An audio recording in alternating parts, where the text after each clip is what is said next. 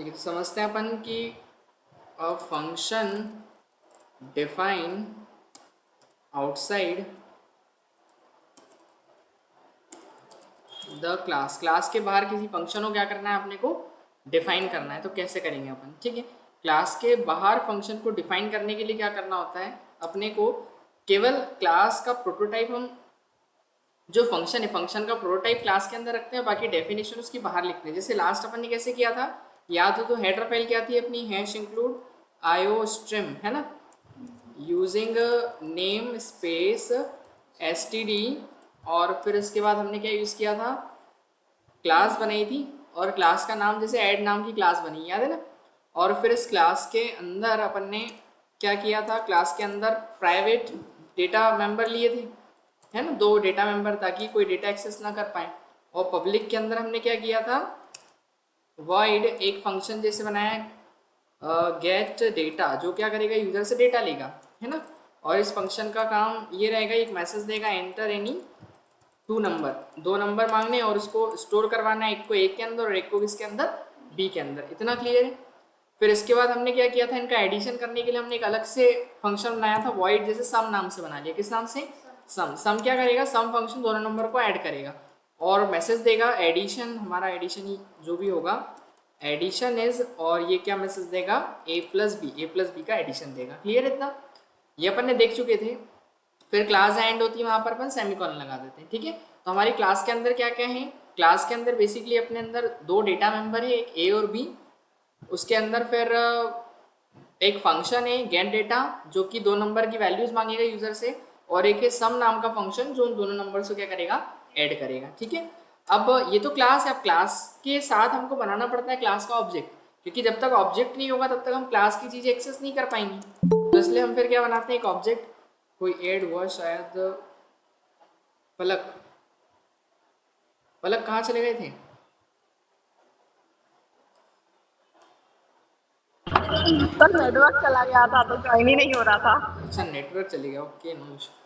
ठीक है, तो मैंने वो जो लास्ट टाइम बताया था उसी को बता रहा हूँ मैं, क्लास एंड ऑब्जेक्ट को, है ना, कि अपन ने एक फंक्शन बनाया गेट डेटा जो यूजर से वैल्यू मांग रहा है, और एक सम नाम का फंक्शन बनाया जो ऐड कर रहा है दोनों नंबर्स को। अब क्लास का ऑब्जेक्ट बनाएंगे, तो क्लास का ऑब्जेक्ट कैसे बनाते हैं, पहले तो क्लास का नाम लिखते हैं। तो क्लास का नाम क्या दिया अपन ने, ऐड। फिर एक ऑब्जेक्ट बनाया, जैसे अपन ने obj1, मतलब पहला ऑब्जेक्ट है अपनी क्लास का। ठीक है, तो obj1 नाम से क्या बनाया अपन ने, एक ऑब्जेक्ट बनाया। अब ये ऑब्जेक्ट क्या करेगा, ये दो नंबर को ऐड करेगा। ठीक है, या अगर ऐसा नहीं बनाना है तो ऑब्जेक्ट ए नाम से, डबल ए नाम से, कुछ भी नाम दे सकते हैं अपन ऑब्जेक्ट का। तो अब होता क्या है कि जैसे हम क्लास का ऑब्जेक्ट बनाते हैं, ये डबल ए ऑब्जेक्ट जो है मेरी कौन सी क्लास का है, ऐड क्लास का है। कौन सी क्लास का है, ऐड क्लास का है। तो उसको अगर अपन डायग्रामेटिकली समझे कि कैसे बनेगा, तो देखिए यहाँ पर डबल ए नाम से क्या बनाया अपन ने, ऑब्जेक्ट बनाया है। तो ऐड क्लास का डबल है ही, तो उस क्लास के अंदर जितनी भी चीज़ें, ऐड क्लास के अंदर इतनी चीज़ दिखाई दे रही, ये सारी चीज़ें उस ऑब्जेक्ट के अंदर एग्जिस्ट करती है। तो यहाँ पर प्राइवेट के अंदर कितने वेरिएबल दिख रहे हैं, ए और बी। तो यहाँ थोड़ा सा अपन लिख लेते हैं, अपने पास दो सेक्शन दिख रहे हैं। एक तो कौन सा दिख रहा है, एक प्राइवेट सेक्शन दिख रहा है उसके अंदर, और दूसरा कौन सा दिख रहा है, पब्लिक। ये दो सेक्शन है उसके अंदर। ठीक है, अब प्राइवेट के अंदर उसमें वेरिएबल कौन सा दिख रहा है, एक तो ए दिख रहा है और एक कौन सा दिखाई दे रहा है, बी। और पब्लिक के अंदर दो फंक्शंस है हमारे पास, एक का नाम है गेट डेटा, जीडी लिख दूँ शॉर्ट में, गेट डेटा, और एक किस नाम का फंक्शन है, सम नाम का। बस इसके अलावा तो कुछ है ही नहीं। तो वो जो ऑब्जेक्ट हम क्रिएट करते हैं, उस ऑब्जेक्ट के थ्रू फिर कॉल करते हैं अपन किसको, उस क्लास के अंदर के फंक्शंस को। तो हम डबल ए से, मतलब इस पहले ऑब्जेक्ट से हम कॉल करेंगे किसको, अपने गेट डेटा फंक्शन को। तो कैसे करते हैं वो समझिएगा।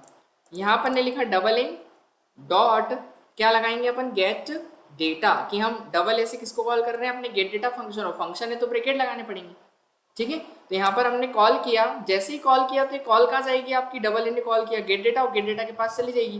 तो यहाँ से कॉल गई कहाँ पर, यहाँ पर। अब क्योंकि आपको पता है कि क्लास की चीज़ अगर प्राइवेट होती है तो प्राइवेट चीज़ों को एक्सेस नहीं कर सकता ऑब्जेक्ट। ऑब्जेक्ट क्लास की केवल पब्लिक चीज़ों को ही एक्सेस कर सकता है। अब ये जो अपन ने गेट डेटा फंक्शन बनाया है, ये कैसा पब्लिक के अंदर लिखा हुआ है, तो ये इजीली एक्सेस हो जाएगा। तो यहाँ पर एंटर एनी टू नंबर। अब दो नंबर्स क्या होंगे, यूजर से मांगे जाएंगे, एक वैल्यू ए में जाएगी और एक बी में। पर ए और बी तो प्राइवेट है, तो पब्लिक के पास परमिशन होती है कि वो प्राइवेट के अंदर के डेटा को एक्सेस करने दें।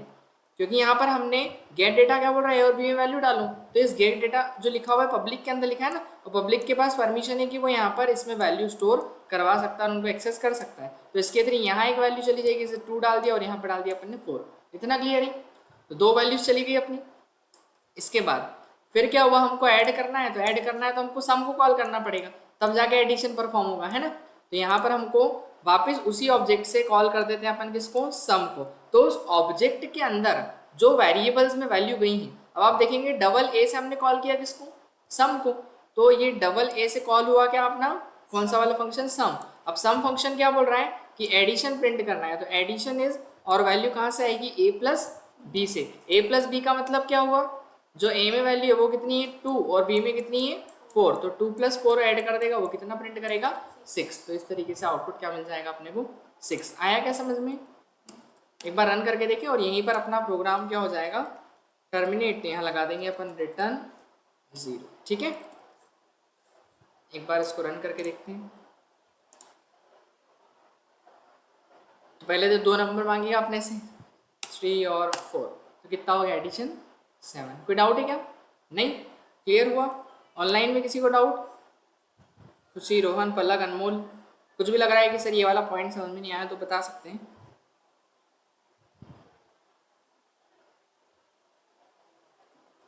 कोई डाउट नहीं किसी को?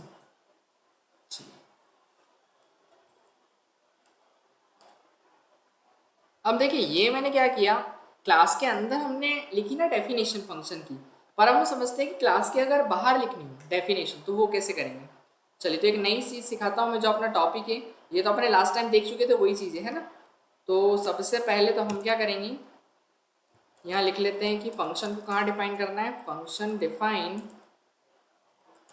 Outside the class. क्लास के बाहर क्या करना है अपने को, फंक्शन को डिफाइन करना है, ठीक है। तो पहले तो अपन क्या करते हैं, सबसे पहले बोली वो इसी का बटन दबा, क्या वो ग्रीन वाला दिख रहा ना,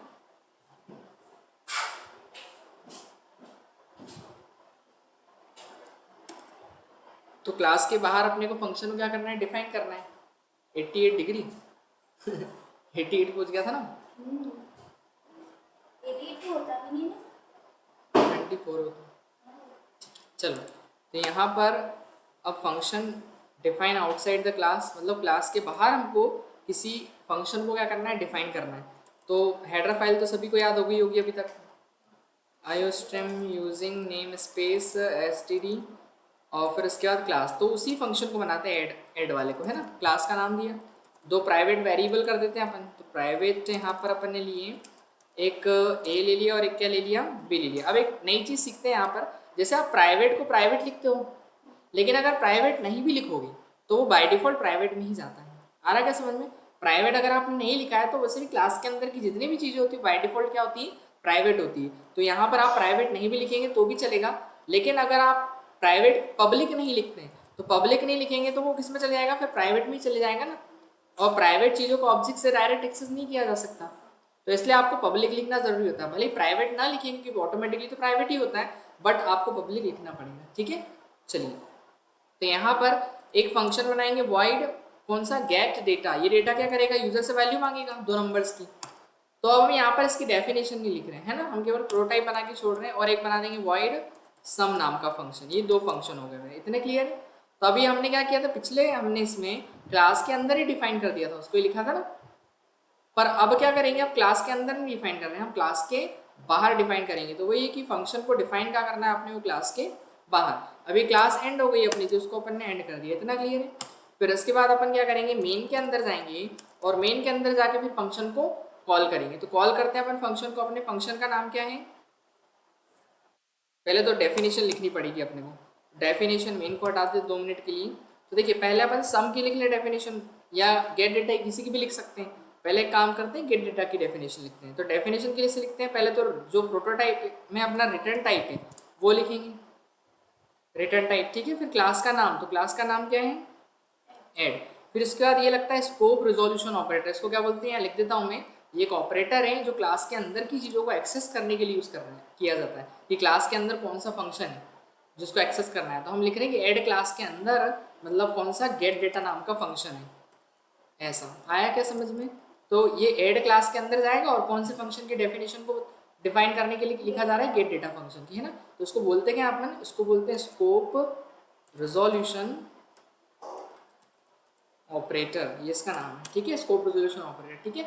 तो यहाँ पर हम कैसे लिखेंगे, ऐड क्लास के गेट डेटा फंक्शन को डिफाइन कर रहे हैं। तो इससे कनेक्ट हो गया ना कि ऐड क्लास के गेट डेटा फंक्शन की डेफिनेशन लिखी जा रही है, क्योंकि हो सकता है कि हमारे पास आगे चल के एक से ज़्यादा क्लास हो, जैसे ऐड की, सब्ट्रैक्ट की भी हो सकती है, मल्टीप्लिकेशन की भी हो सकती है। तो अपन ने किया क्या कि ऐड क्लास के गेट डेटा फंक्शन को डिफाइन कर रहे हैं, इसलिए हमने यहाँ पर क्लास का नाम भी ऐड किया।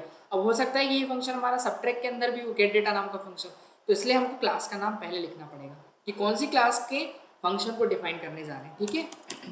अब इसके बाद ये फंक्शन करेगा क्या, ये फंक्शन यूजर से वैल्यू मांगेगा, एंटर एनी, एक ए में और दूसरा बी में वैल्यू चली जाएगी। फिर इसके बाद एक बनाया वॉइड, अब कौन से वाले फंक्शन की डेफिनेशन लिखनी है, सम की। तो वॉइड कैसे लिखेंगे, पहले क्लास का नाम, फिर स्कोप रिजोल्यूशन ऑपरेटर, फिर सम, इतना क्लियर है। और ये फंक्शन क्या करेगा, ये दोनों नंबर्स को ऐड करेगा। तो C out addition is percentage D, और सॉरी इसमें तो लगता ही नहीं ना परसेंटेज डी, सी में लगता था। तो वैल्यू कहाँ से आएगी, ए प्लस बी से, बस हो गया काम। अब इसके बाद बनाएंगे अपन मेन फंक्शन, ठीक है। और मेन के अंदर जाके अपने फंक्शंस को क्या करेंगे, कॉल करेंगे। तो पहले अपन बना लेते हैं उसी ऐड क्लास का एक ऑब्जेक्ट बनाया डबल ए बना। तो डबल ए से पहले किसको कॉल करेंगे, गेट डेटा को, क्योंकि वैल्यू लेनी पड़ेगी यूजर से। ये कॉल किया अपन ने गेट डेटा, तो ये जैसे ही यहाँ से जाएगा इसके अंदर तो बोलेगा एंटर एनी टू नंबर, दो नंबर मांगेगा। तो एक वैल्यू किस में चली जाएगी, ए में, और दूसरी किस में चली जाएगी, अपनी बी में। इतना क्लियर है, वैल्यू चलेगी। फिर इसके बाद डबल ए से ही कॉल करेंगे इसको, सम फंक्शन को। तो फिर वही डबल ए के अंदर जो भी वेरिएबल्स हैं, तो डबल ए में बनाया था ना अपन ए और बी, उनमें जो भी वैल्यूज गई हैं, क्योंकि सम को कॉल किया तो यहाँ जाएगा और एडिशन परफॉर्म कर देगा। इतना क्लियर है, बस काम खत्म हो जाएगा। और जैसे ही खत्म होगा तो इस प्रोग्राम को अपन टर्मिनेट कर देंगे, रिटर्न 0 लगा, ठीक है। बस अब इसमें कंसेप्ट ये है एक्चुअली कि हमने क्लास के जो फंक्शंस थे उसको बाहर डिफाइन किया। तो ये क्यों किया अपन ने, अब जैसे मान लीजिए अगर हमारे पास अभी तो दो लाइन की डेफिनेशन लिखी है अपन ने फंक्शन की, एक और 2 लाइन की, लेकिन अगर मान के चलें कि अगर मान लीजिए कोई फंक्शन 10 लाइन का भी हो सकता है कोड उसका, 50 लाइन का भी हो सकता है, 100 लाइन का भी हो सकता है, 1000 लाइन का भी हो सकता है। तो वो 1000 लाइन का कोड हम एक ही क्लास में लिखेंगे तो क्लास कितनी ज़्यादा बड़ी हो जाएगी, बहुत ज़्यादा बड़ी हो जाएगी। तो क्लास बड़ी ना हो इसलिए हम केवल प्रोटोटाइप अंदर दिए और उनकी डेफिनेशंस कहाँ लिख दी, क्लास के बाहर। तो इससे हमारी क्लास क्या होगी, छोटी होगी। आएगा समझ में। पहले क्या था, पहले क्लास अपनी बहुत ज़्यादा बड़ी यहाँ चालू हो रही थी और यहाँ पर देखिए खत्म हो रही थी यहाँ पर, तो डेफिनेशन अंदर लिखी थी। लेकिन अब क्या किया हमने, केवल फंक्शंस अंदर लिखे हैं लेकिन उसको डिफाइन बाहर किया है। तो ये होता है function define outside the class. Clear है, काम वैसे ही करेगा जैसे कर रहा था। एक बार रन कर लेते हैं अपने कोड को। कुछ एरर रही है, प्राइवेट डिक्लेयर कर दिएगा अपने फंक्शन को।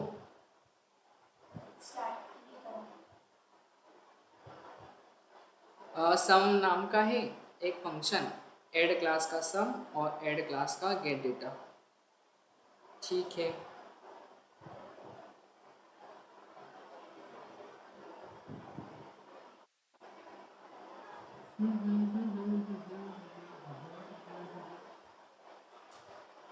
सम सम सम गेट डेटा दोनों प्राइवेट। अच्छा, डबल ए तो ऐड क्लास का डबल ए गेट डेटा को एक्सेस किया।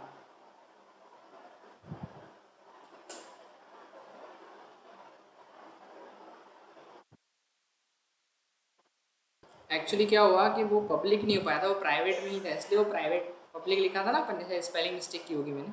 क्लियर है इतना, पब्लिक लिखने में तो स्पेलिंग में मिस्टेक होगी तो भी गलत हो जाएगा, क्योंकि प्राइवेट चीज़ डायरेक्ट एक्सेस नहीं होती ना। ये देखिए आ गया, दोनों को ऐड किया, ठीक है ना। मतलब ये कि क्लास उससे छोटी हो जाएगी, बस इतना हम कर सकते हैं कि अगर क्लास छोटा करना हो तो आप फंक्शन को कहाँ डिफाइन कर दो, क्लास के बाहर, ठीक है। चलिए ये एक चीज़ है। अब समझते हैं अपन इसके अंदर एक नई चीज़ जिसको अपन कहते हैं क्या, स्टैटिक डेटा मेंबर। क्या स्टडी करेंगे, स्टैटिक डेटा मेंबर। अब स्टैटिक डेटा मेंबर क्या होते हैं, देखिए स्टैटिक डेटा मेंबर क्या होते हैं। डेटा मेंबर मतलब हमने पढ़े थे कि डेटा मेंबर जो हमने सी में वेरिएबल्स पढ़े थे उनको हम C++ में क्या बोलते हैं, डेटा मेंबर, है ना, पता है ना।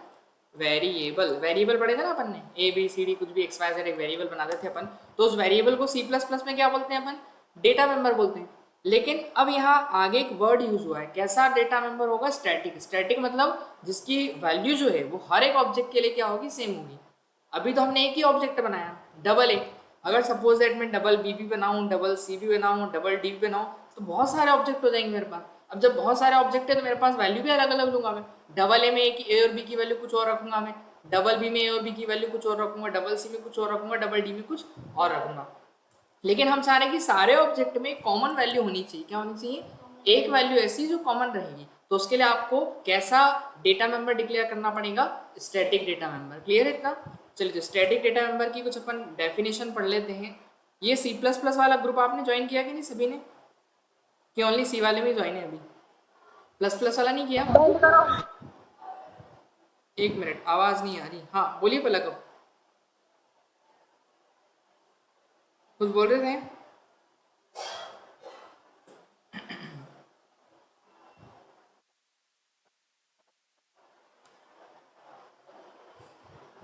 इसकी मैं लिंक आपको शेयर कर देता हूँ, एक मिनट।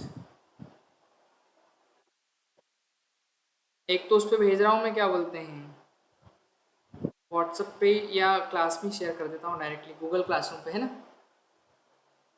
सी प्लस प्लस वाले का गूगल क्लासरूम।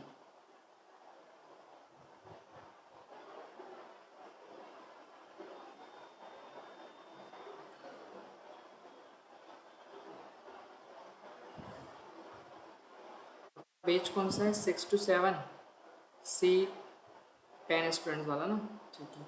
इसके अंदर मैंने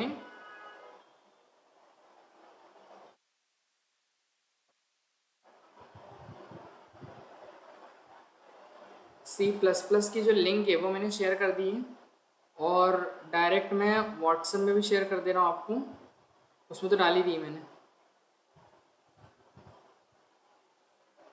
दीपेंद्र को भेज दी मैंने लिंक। इसके अलावा पलक पलक को शेयर कर दी है व्हाट्सएप पे।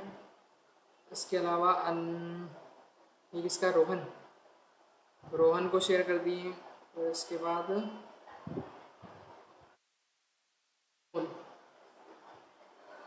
अनमोल को भी शेयर कर दी मैंने, और बच्चा कौन, सभी को कर दी। खुशी, नहीं आपका शायद कांटेक्ट नहीं होगा मेरे पास, जिनका उनको कर दिया मैंने, ये लो कर देना, ठीक है। तो अब बात कर लेते हैं अपन किसकी, स्टैटिक डेटा मेंबर की। मैंने लिंक सभी को शेयर कर दिए हैं, आप ज्वाइन कर लीजिएगा सभी, टेलीग्राम की लिंक और गूगल क्लासरूम पे भी भेज दिए मैंने, है ना, सी प्लस प्लस वाले चैनल की।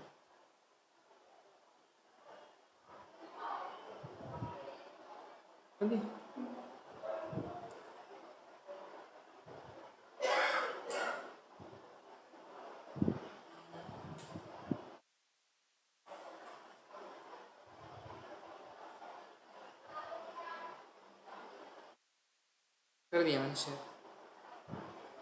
ठीक है। देखिए अब बात करते हैं अपन स्टैटिक डेटा मेंबर की। तो स्टैटिक डेटा मेंबर क्या होता है, for creating static data member, यदि आपको स्टैटिक डेटा मेंबर क्रिएट करना है, वी यूज स्टैटिक कीवर्ड। तो आपको कौन सा कीवर्ड लगाना है, पहली बात तो स्टैटिक कीवर्ड। जैसे अपन वेरिएबल बनाते हैं ना ए और बी इस तरीके से, तो आपको अब आगे क्या लगा देना है, स्टैटिक एक कीवर्ड लगाना नहीं, रिजर्व वर्ड है, और यूज क्यों किया जाता है, स्टैटिक डेटा मेंबर या स्टैटिक मेंबर फंक्शन भी आगे चल के पढ़ेंगे अपन उसको डिक्लेयर करने के लिए। तो फर्स्ट का आपको स्टैटिक कीवर्ड लगाना है किसी भी डेटा मेंबर के आगे। Only one copy is create of static data member and shared by all. होता क्या है इसके अंदर, मैंने बोला ना कि हर एक ऑब्जेक्ट में वैल्यू क्या रहेगी, सेम होगी। तो वो बनती एक ही है लेकिन सब में क्या होती है, शेयर होती है। मतलब एक ऑब्जेक्ट बनाया डबल है तो डबल ए में भी वैल्यू जाएगी, डबल बी में भी वही वैल्यू जाएगी, डबल सी में भी वही वैल्यू जाएगी। तो इससे क्या होगा, सबसे मेन काम आपका मेमोरी का बचेगा। क्यों, क्योंकि देखो z तो एक ही बार बना, z कितनी बार बनेगा, एक बार, पर वो अगर जितने भी ऑब्जेक्ट होंगे, 5 ऑब्जेक्ट होंगे या 50 होंगे, सब में एक ही वैल्यू जाएगी। z की जो वैल्यू मान लीजिए 5 है तो 5 क्या होगी, सब में चली जाएगी। अब सब में जाएगी तो स्टोर एक ही बार हुई, वो कितनी बार स्टोर हुई मेमोरी में, केवल एक बार। लेकिन अगर आप सोचो 50 बार अगर स्टोर होगी तो 50 के लिए अलग अलग मेमोरी होगी, लेकिन 50 बार एक ही बार स्टोर हुई और वो सब में क्या हो गई, शेयर। तो इससे आपका मेमोरी जो है वही बचेगा। क्लियर है इतना, it is initialise from zero when first object is create of its class. Actually होता क्या है कि जैसे ही आप स्टैटिक डेटा मेंबर क्रिएट करते हो और क्लास का ऑब्जेक्ट बनाते हो, फर्स्ट ऑब्जेक्ट जब बनता है आपका, तो उसमें ऑटोमेटिकली कितना चले जाता है, जीरो। वो जीरो से क्या हो जाता है, इनिशियलाइज हो जाता है। क्या हो जाता है, जीरो से इनिशियलाइज हो जाता है। क्लियर है इतना?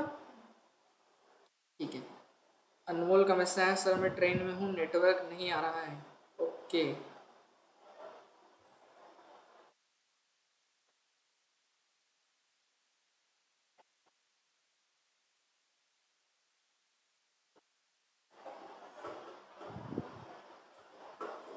ठीक है, तो ऑटोमेटिक जीरो से इनिशियलाइज हो जाएगा। It is not part of any object. और ये क्लास का पार्ट नहीं, मतलब ऑब्जेक्ट का पार्ट नहीं होता है। कैसे, वो अपन समझते हैं। ऑब्जेक्ट मतलब जैसे हर एक ऑब्जेक्ट के अंदर एग्जिस्ट नहीं करेगा। जैसे अपना डबल ए जो है, वो डबल ए बनाएंगे अपन, तो उसके अंदर जेड नहीं रहेगा। जैसे ए और बी तो रहेगा, लेकिन जेड जो है वो एक इंडिपेंडेंट होगा, जो क्लास ऑब्जेक्ट के बाहर होगा लेकिन क्लास में एग्जिस्ट करेगा। वो डायग्रामेटिकली समझ में आएगा या समझ में नहीं आएगा? चलिए पहले अपन इसको क्रिएट करते हैं। हैश इंक्लूड है ना, थ्योरेटिकल इतनी ज़्यादा चीज़ क्लियर नहीं होगी, इतना प्रैक्टिकल से होगी। यूजिंग नेम स्पेस std, फिर उसके बाद क्लास बनाएंगे अपन। तो क्लास का नाम क्या रख दिया अपन ने, डेमो रख दूँ। डेमो नाम की क्लास बनी। इस क्लास के अंदर अपन प्राइवेट में दो वेरिएबल्स ले लेते हैं। एक तो ले लिया ए और एक क्या ले लिया अपन ने, बी। ये दो क्या हो गए, अपने वेरिएबल्स हुए। लेकिन एक हमको वेरिएबल ऐसा बनाना है जो ऐसा, मतलब डेटा मेंबर, वेरिएबल को डेटा जो स्टैटिक होता, हमने आगे क्या लगा दिया, स्टैटिक।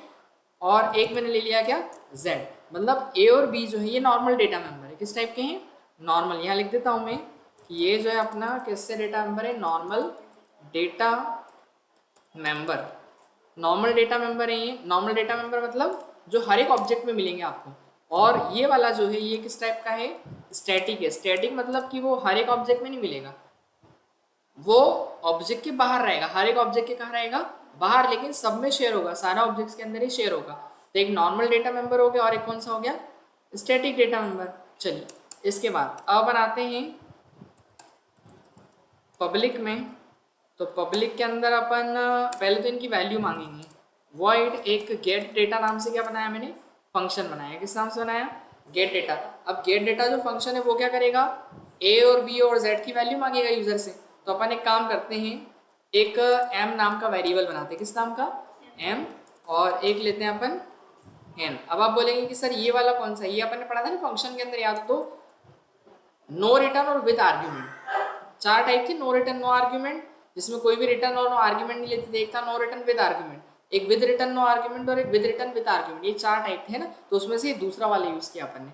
नो रिटर्न की रिटर्न तो हम कुछ नहीं मांग रहे, रिटर्न नहीं मांग रहे तो वॉइड लिखते हैं, है ना। और आर्ग्यूमेंट लेंगे तो दो आर्ग्यूमेंट लेंगे ना अपन, एम और एन। और जेड तो ऑटोमेटिकली वैसे जीरो से नीचे जाता है, आपको पता ही कि जब ऑब्जेक्ट बनेगा तो ऑटोमेटिक कितना चले जाता है, उसमें जीरो चले जाता है स्टैटिक डेटा मेंबर में। चलिए तो हम बोलेंगे कि जो ए की वैल्यू वो कहाँ से ले लिए, एम से, और बी की वैल्यू कहाँ से ले लिए, एन से। ए की वैल्यू एम से मिल जाएगी और बी की वैल्यू कहाँ से मिल जाएगी अपने को, एन से। तो जो इसके अंदर वैल्यूज आएंगी एम की वो ए को दे देगा, एन की जो वैल्यू आएगी वो बी को दे देगा। अब जेड में आपको पता है जीरो से नीचे ले जाता है, तो एक काम करते हैं, जेड में अपन +1 से इंक्रीमेंट करा देते हैं कि उसमें जीरो तो रहेगा ही रहेगा, लेकिन एक से हम क्या कर देते हैं, उसको इंक्रीमेंट दे देते हैं कि 0 + 1 कितना हो जाए, वो 1 हो जाए, है ना। ताकि जीरो से कुछ चेंज आए, आपको जो ऑपरेशन करना है वो आप कर सकते हो, इंटू कर सकते हो। अब मैं यहाँ पर गया, दूसरा उसकी वैल्यू को शो करवाने के लिए एक वॉइड शो नाम का फंक्शन बनाया, और ये क्या करेगा, वैल्यू शो करवाएगा। तो न्यू लाइन में, न्यू लाइन के लिए स्लैश एन, किसकी वैल्यू, पहले तो ए की वैल्यू आ जाएगी ए से।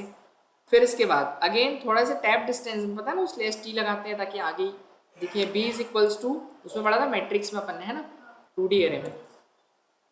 तो बी की वैल्यू बी से आ जाएगी, ठीक है। और फिर किसकी वैल्यू बची, टैप डिस्टेंस में अगेन जेड की वैल्यू, जेड इक्वल्स टू, और वैल्यू कहाँ से आएगी इसकी, जेड से। इतना क्लियर है, ये हो गया अपना क्लास बन गया पूरा कंप्लीट। अब जब क्लास कंप्लीट होती है तो हमको एक लाइन लिखनी है, क्योंकि हमारे इसमें नॉर्मल डेटा मेंबर के साथ साथ एक स्टैटिक डेटा मेंबर भी है। तो उसके लिए आपको क्या लिखना पड़ता है, स्टैटिक डेटा मेंबर किस टाइप का, इंटीजर टाइप का, ना। जैसी क्लास एंट्री उसी की जस्ट नीचे आपको क्या लिखना है, इंटीजर टाइप का डेमो नाम की क्लास में, क्लास का नाम डेमो है ना, इंटीजर टाइप का डेमो नाम की क्लास में। और क्लास के अंदर किसको एक्सेस करना है, जेड को। और मैंने अभी थोड़ी देर पहले बताया था क्लास के अंदर कुछ चीज़ों को एक्सेस करने के लिए स्कोप रेजोल्यूशन ऑपरेटर लगता है, पता है ना। कौन से वेरिएबल को एक्सेस करने की बात की जा रही है, z। तो इंटीजर टाइप का डेमो नाम की क्लास में एक z हमारे पास डेटा मेंबर है, क्लियर इतना। वो स्टैटिक है इसलिए उसको ऐसे बाहर एक बार डिफाइन करना है बस। इसके बाद फिर आप मेन में चले जाइए, क्योंकि नॉर्मल डेटा मेंबर के लिए थोड़ी करते थे अपन ये, पता है ना। हमने ए और बी के लिए किया क्या ऐसा नहीं, क्योंकि वो नॉर्मल डेटा मेंबर था। लेकिन ये जो स्टैटिक डेटा मेंबर है उसको बाहर डिफाइन करना है इस तरीके से। अब इसके बाद हम क्या करेंगे, ऑब्जेक्ट बनाएंगे। तो कौन सी क्लास का, डेमो क्लास का एक ऑब्जेक्ट बनाया डबल ए। अब देखो डबल ए बना तो क्या क्या हो, पहले तो ये समझते हैं। आपको पता है कि जो क्लास के अंदर की सारी चीज़ें होती हैं, क्लास के अंदर की जितनी भी चीज़ें होती हैं वो सब किसके अंदर चली जाती है, एक ऑब्जेक्ट में, डबल ए में चली जाएगी। तो एक डबल ए बना लें अपन, यहाँ समझते हैं डबल ए,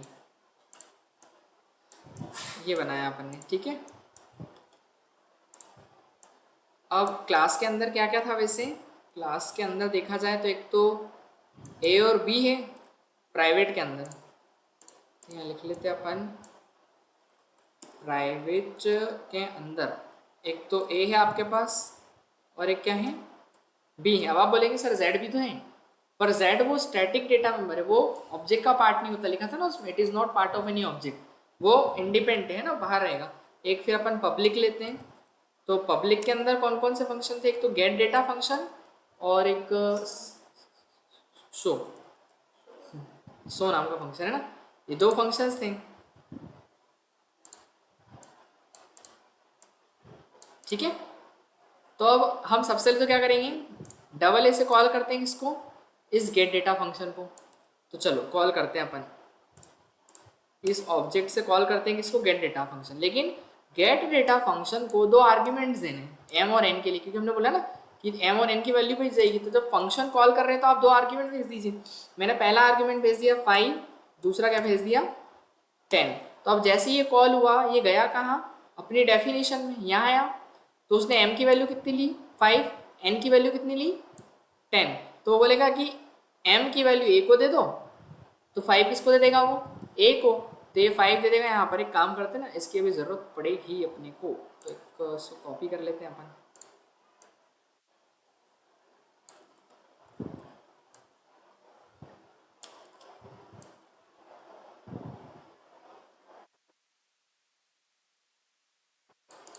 ठीक है, 3 ऑब्जेक्ट बना लेंगे अपन। डबल, अभी तो फिलहाल में डबल ए ही बना अपने पास एक ऑब्जेक्ट। तो अब यहाँ से जाएंगे अपन, कॉल किया तो m की वैल्यू कितनी मिली 5, b की कितनी मिली, n की वैल्यू कितनी मिली 10 मिली। तो मतलब 5 हो गई a की वैल्यू और b की कितनी हो गई, तो यहाँ लिख देते हैं, यहाँ हो गई 5 और यहाँ कितनी हो गई वैल्यू 10 हो गई। इतना क्लियर है, ठीक है। चलो अब z की वैल्यू कितने से इंक्रीमेंट होगी, 1 से। पर आपने जैसे ही ऑब्जेक्ट बनाया, लिखा था ना उसके अंदर की फर्स्ट ऑब्जेक्ट जब क्रिएट होता है तो ऑटोमेटिकली स्टैटिक डेटा मेंबर में 0 चले आते हैं, लिखा हुआ था देखिए, it is initialise from 0 when first object is create of its class. जब उसकी क्लास का पहला ऑब्जेक्ट बनेगा तो उसमें 0। तो ये पहला ऑब्जेक्ट बनाया तो अपन ने, पहला ऑब्जेक्ट बनाया तो z के अंदर ऑटोमेटिक 0 चलेगा, पर z ना इसमें रहेगा ना इसमें रहेगा, किसी में भी नहीं रहेगा, वो एक अलग ही रहेगा। तो z को आप अलग क्रिएट कीजिए। तो देखिए ये z है और z के अंदर कितना है 0 है, अभी कितना है 0 है। अब यहाँ जैसे उसने वैल्यू तो डाल दी, लेकिन जैसे ही वो आगे आया तो उसको z की वैल्यू में कितने से इंक्रीमेंट मिल रहा है 1 से। तो z की वैल्यू 0 और 0 + 1 करेंगे तो कितना हो जाएगा 1। तो ये वैल्यू कितनी हो गई आपकी 1 हो गई, ठीक है। चलो ये तो काम हो गया। एक अब इसमें भी डालें, एक डबल बी ऑब्जेक्ट बनाए। तो जब डबल बी ऑब्जेक्ट बनाएंगे तो उसमें भी कुछ वैल्यू डालनी पड़ेगी अपने को। तो हमने एक और बना लिया, डबल ए के साथ क्या बना लिया, डबल बी बनाया। तो मैं डबल बी से कॉल करूँगा इस बार, किसको, गेट डेटा कॉल किया। इस बार मैं वैल्यू पास कर रहा हूँ 30 और 50, ये वैल्यू पास करी। तो इस बार ये फिर कॉल होगा, फिर यहाँ जाएगा, m की वैल्यू a को दे देगा, n की वैल्यू b को दे देगा। तो यहाँ पर 30 और कितना 50 हो जाएगी, 30 और 50। अब उसके बाद z फिर 1 से बढ़ेगा, तो z + 1, अब z में तो 1 था, 1 + 1 करेंगे तो कितना हो जाएगा 2। तो इस z की वैल्यू अपडेट होकर कितनी हो जाएगी 2 हो जाएगी। फिर इसके बाद एक काम करते हैं, एक और बनाते हैं अपन, डबल सी भी बना लेते हैं। जितने आप ऑब्जेक्ट चाहो जितने ऑब्जेक्ट बना सकते हैं, ठीक है। डबल सी बनाया, तो डबल सी से भी हम कॉल करते हैं किसको, अगेन गेट डेटा को। तो इस बार मैंने वैल्यू कुछ पास करी 100 और 600, ये ऐसे वैल्यू पास कर दी अपने, ठीक है। तो यहाँ पर इस बार कितनी जाएगी वैल्यू 100 और यहाँ कितनी चली जाएगी 300, ठीक है। फिर z में भी इंक्रीमेंट होगा, ये तो वैल्यू ले लेगा, लेकिन z में फिर 1 से बढ़ेगा, तो z 2 था और 2 + 1 जब ऐड करेंगे तो कितना हो जाएगा, ये 3 हो जाएगा। कितना हो जाएगा 3, ठीक है। तो इसकी वैल्यू हो गई 3। अब मैं काम करता हूँ, बस अब ऑब्जेक्ट नहीं बनाना, मैं केवल शो करवाने के लिए शो को कॉल करता हूँ। तो पहले मैं डबल ए से शो को कॉल करूँ, तो यहाँ मैंने कॉल किया डबल ए से इस शो फंक्शन को। तो यहाँ अपन गए इस डबल ए से कॉल किया इसको शो को, गेट डेटा को तो पहले ही कर चुके हैं। तो डबल ए के अंदर क्या क्या वैल्यू है की 5 और 10 है, लेकिन z की वैल्यू कितनी है, उसने क्या कहा था कि ओनली 1 कॉपी क्रिएट। देखो एक ही कॉपी बनी ना। अब देखो जब कंप्यूटर की मेमोरी में 5 स्टोर होगा 10 स्टोर होगा तो इन दोनों को अलग अलग मेमोरी चाहिए। 30 स्टोर हुआ 50 स्टोर हुआ तो इनको भी अलग मेमोरी चाहिए।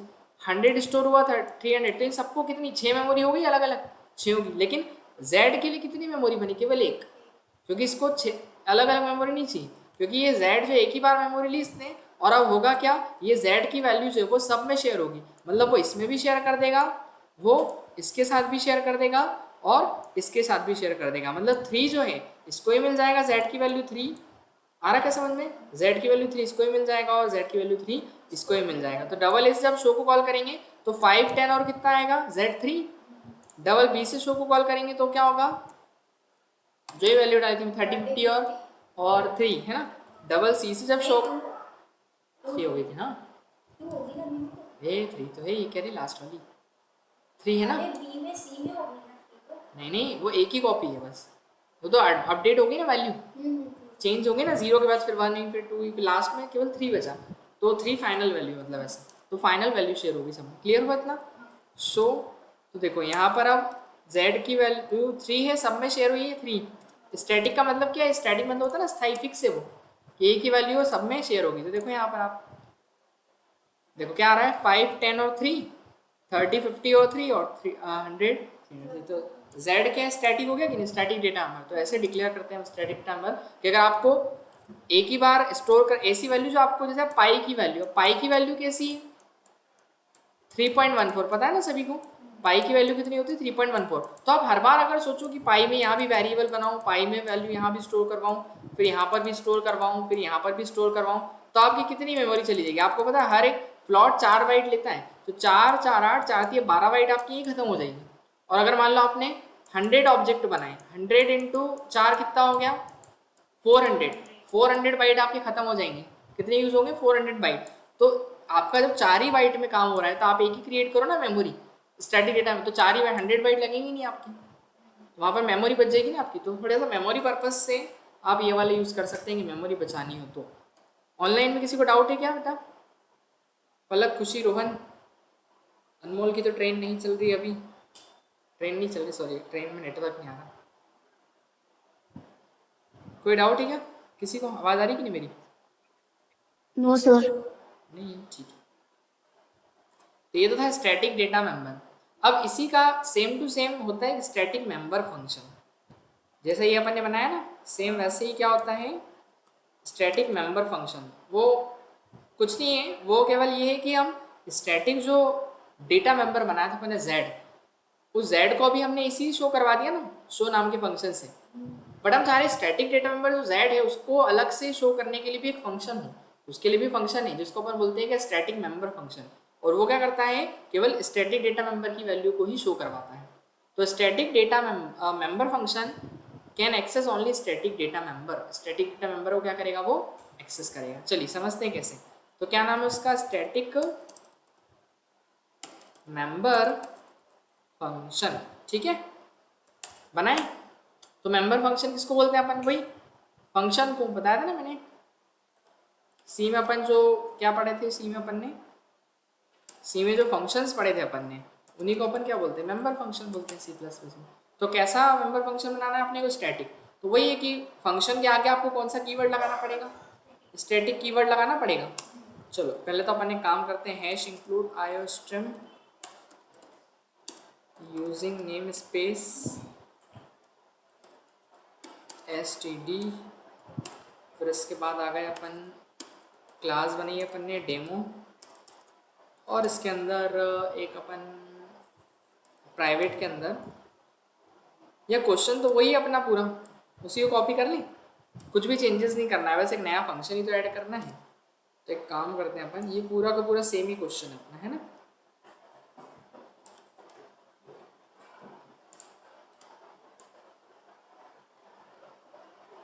ठीक है, तो ये पूरा सेम था। देखिए अब इसके अंदर नॉर्मल डेटा मेंबर था और एक स्टैटिक डेटा मेंबर था, और ये जो है ये किस टाइप का, ये अपना फंक्शन है ना, तो ये क्या है, नॉर्मल मेंबर फंक्शन। ये जो है ये क्या है, नॉर्मल फंक्शन है ना अपना। और इसके बाद भी एक और है नॉर्मल मेंबर फंक्शन, दो है ना इसके अंदर, एक तो वॉइड और एक ही शो। तो एक काम करते हैं, हम z की वैल्यू यहाँ भी शो हो रही है, और हम एक बनाते हैं स्टैटिक मेंबर फंक्शन। तो आपको कौन सा कीवर्ड यूज करना है, स्टैटिक वॉइड, क्या नाम से बना लूँ, एक्स वाई जेड नाम दे दूँ, नाम तो कुछ भी दे सकते हैं अपन, बस इसके आगे क्या लगा देना, आप स्टैटिक लगा देना। तो ये किस टाइप का हो गया, आप ये स्टैटिक मेंबर फंक्शन हो गया, स्टैटिक मेंबर फंक्शन। इतना क्लियर है, नॉर्मल मेंबर फंक्शन नहीं है अभी ये क्या हो गया, स्टैटिक मेंबर। और स्टैटिक मेंबर फंक्शन क्या करता है, it is access only static data member. तो z है अपने पास, z को आप शो करवा लो, स्टैटिक डेटा मेंबर z की वैल्यू को शो करें, बस काम खत्म। आ गया समझ में। तो अब यहाँ पर हमको इसको भी कॉल करना पड़ेगा, z मतलब एक्स वाई जेड फंक्शन को। अब एक्स वाई जेड को कॉल करेंगे जब जाके तो z दिखेगा अपने को, नॉर्मल तो वैसे दिख ही जाएगा।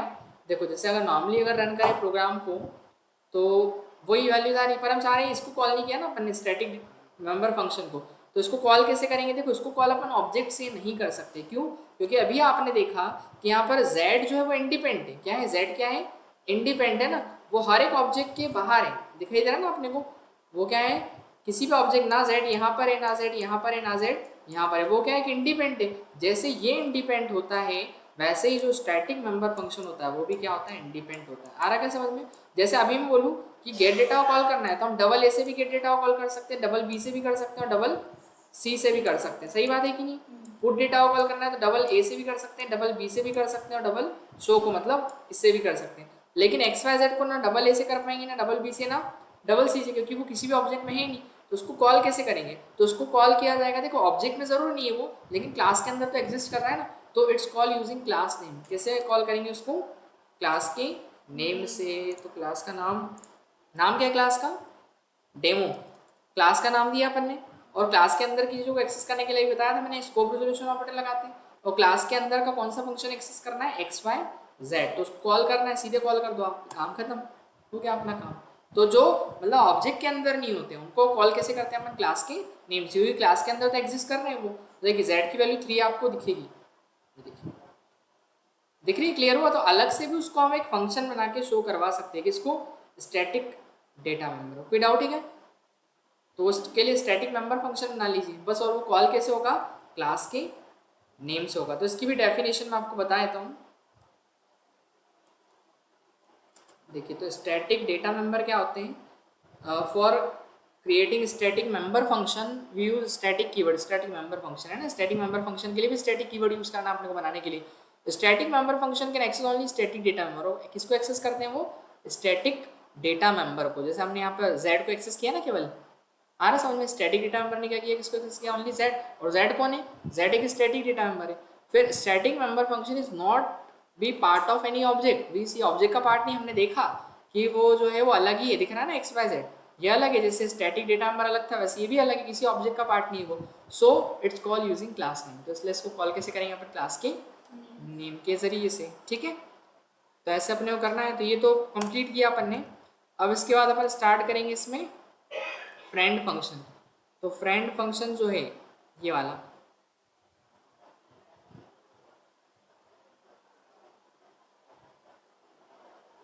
तो देखिए फ्रेंड फंक्शन भी छोटा सा ही है, इसको भी अपन समझ लेते हैं। फ्रेंड फंक्शन क्या होता है, देखिए फ्रेंड का मतलब क्या होता है सभी को बताएं,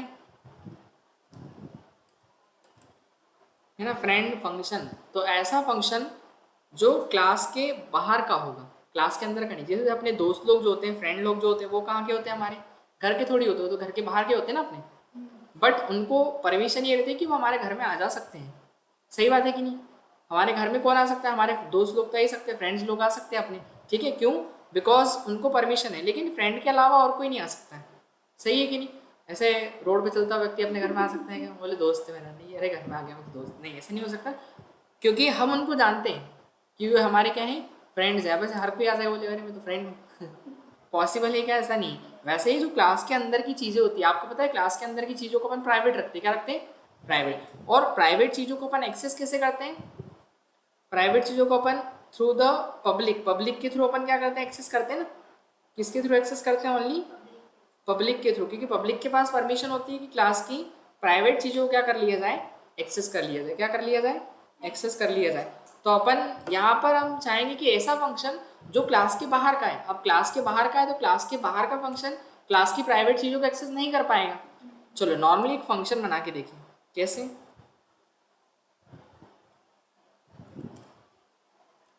देखो दिखाई दे रहा ना, पब्लिक के अंदर मैंने क्या किया, पब्लिक एक वैल्यू लेते हैं अपन void get data, जो कि यूजर से वैल्यू मांगेगा, है ना। ठीक है, अब ये तो क्लास का है, पर एक फंक्शन ऐसा है जो क्लास के बाहर का है। एक void किस नाम का है? सम नाम का। सम फंक्शन क्या करेगा? जो वैल्यूज को ऐड करेगा। अब आप बोलेंगे कि सर बाहर का है लेकिन इसको तो क्लास के अंदर लिख दिया। ठीक है, तो क्लास के अंदर क्यों लिखा? क्योंकि ये तो क्लास के अंदर का है। इसको कैसे पता चलेगा कि क्लास के अंदर का फंक्शन कौन सा और बाहर का फंक्शन कौन सा है? जब हम उस क्लास के फंक्शन की डेफिनेशन लिखेंगे। देखिए जैसे मैंने void, अब आपको पता है ये कौन सी क्लास का है? गेट डेटा एड क्लास का है। तो अपन क्लास का नाम लिखेंगे आगे और स्कोप रिजोल्यूशन ऑपरेटर लगा के फिर हम कौन से फंक्शन को डिफाइन करने जा रहे हैं? गेट डेटा फंक्शन को। तो इससे ये क्लियर हो रहा है कि जो गेट डेटा फंक्शन है वो कौन सी क्लास का है? एड क्लास का है। एड क्लास का है ना गेट डेटा फंक्शन, क्योंकि हमने उसके अंदर क्लास का नाम यूज किया है। तो ये फंक्शन क्या करेगा? ये फंक्शन दो नंबर्स की वैल्यू मांगेगा। तो वैल्यू मांगेगा तो उसके पास परमिशन है कि वो दो नंबर्स की वैल्यू को स्टोर करा देगा कहाँ पर? Enter any two numbers. Add हुआ तो वो क्या करेगा? दो नंबर्स को ऐड करेगा। तो यहाँ पर अपन स्टोर कर लेंगे, एक को ए में और एक को कहाँ पर? बी में। चलो ठीक है, क्योंकि इसके पास परमिशन है। गेट डेटा फंक्शन पब्लिक के अंदर लिखा है, तो पब्लिक के पास परमिशन होती है कि प्राइवेट के अंदर के जो डेटा मेंबर्स हैं उनके अंदर वैल्यूज डालने निकालने जो भी है। तो इसके पास परमिशन थी, दो वैल्यूज ने डाल दी किसके अंदर? एक ए और एक बी में। इतना क्लियर है। लेकिन ये जो फंक्शन है, ये फंक्शन कैसा है? क्लास के बाहर का है। कहाँ का है? क्लास के बाहर का। और क्लास के बाहर के फंक्शन को अपन क्लास के नाम से डिफाइन नहीं करते। तो मतलब इसको डिफाइन कैसे करेंगे? जैसे सी में अपन कैसे नॉर्मल ऐसे लिख देते हैं ना, void sum, जैसे ऐसे करते थे अपन। अब इसमें मैंने क्लास का नाम यूज किया, क्या बताइए? गेट डेटा में तो किया था। क्यों? क्योंकि गेट डेटा फंक्शन इसी क्लास का था। लेकिन ये जो है ये सम फंक्शन इस क्लास का नहीं है, और क्लास का नहीं तो उसमें क्लास का नाम भी यूज नहीं होगा। आ रहा क्या समझ में? मैं बोलूँ कि अगर ये फंक्शन जो सम फंक्शन ये क्या करना चाहिए? दो नंबर को ऐड करना चाहिए। क्या करना चाहिए? ऐड। तो एडिशन इज, और वैल्यू किसकी? ए प्लस बी की। तो ये पहली बात तो उसको ऐड करनी ही नहीं देगा। देखिए जब मैं वैल्यू ले लूंगा, void data gate data value लूंगा, तो एक ऑब्जेक्ट बनाया मैंने ऐड क्लास का डबल ए। अब डबल ए ऑब्जेक्ट से अपन ने कॉल किया किसको? गेट डेटा को किया कॉल। मैं एक बार रन करूं, फंक्शन का नाम शायद मैंने गलत लिखा, गेट डेटा। ठीक है, रन किया मैंने, तो देखो उसने एरर कहाँ पे दिया अपने को?